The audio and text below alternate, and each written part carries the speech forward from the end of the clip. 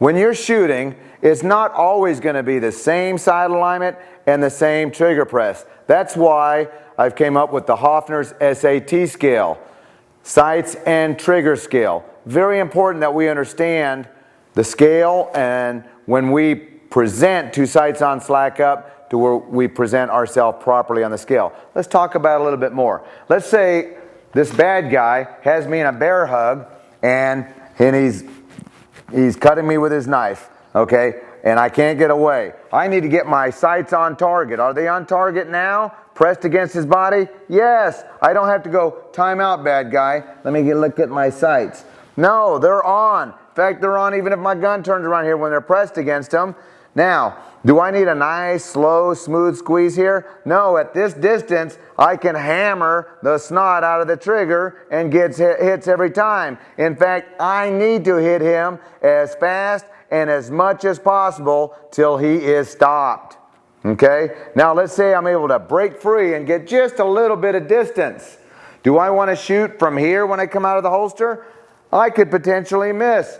If I have any distance at all, I want to come to the position where my body index tells me my sights are on, and now I just basically continue to hammer the trigger, but it's through visualization of the eyes of the sights, visual verification with my body index also telling me my sights are on, and I can hammer the trigger as much as possible until the threat is stopped. Okay, there are many other dynamics involved here. I could be moving and making distance and moving to his weak side, but all I want to do now is demonstrate the different sight alignments and trigger press. And here, both eyes are open, rapidly lift at this distance, and I am hammering the trigger, and I'm not missing as long as my hands hold the gun and the finger shoots the gun. Right? If I have any distance at all and my hands start shooting the gun, I could miss. Hands hold the gun, finger shoots the gun. At both ends of the scale. So this is called CQB, extreme CQB sight alignment on this end of the scale, and hammer press of the trigger for the trigger press on this end of the scale. If I work down to this end of the scale, I have the other extreme. So why would I need the other extreme of the scale? Well, maybe even at the same distance, the bad guy now has a hostage, and the only target he's given me is his eye socket, because he's peeking around the hostage saying, drop the gun or I kill the hostage.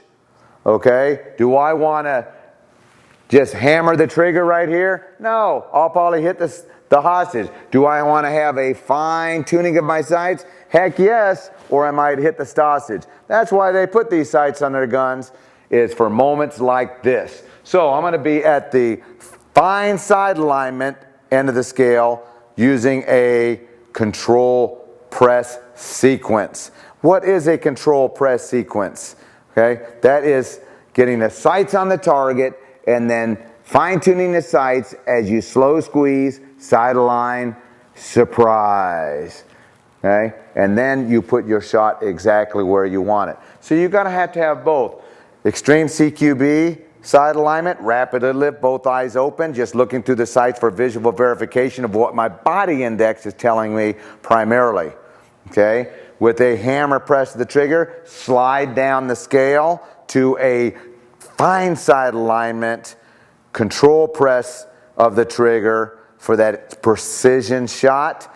And typically on presentation, do sights on, slack up, you're going to place yourself somewhere right or left of center, depending on your skill and ability with your piece of equipment.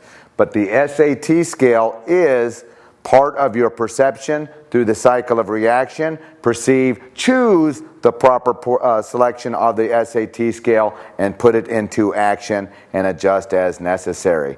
And with this SAT scale, you're going to have to adjust per distance of the target, size of the target, movement of the target, in relation to possibly your movement even with your particular piece of equipment and your skill and ability with that piece of equipment. So that's extremely good and important reasons to understand and operate with the SAT scale.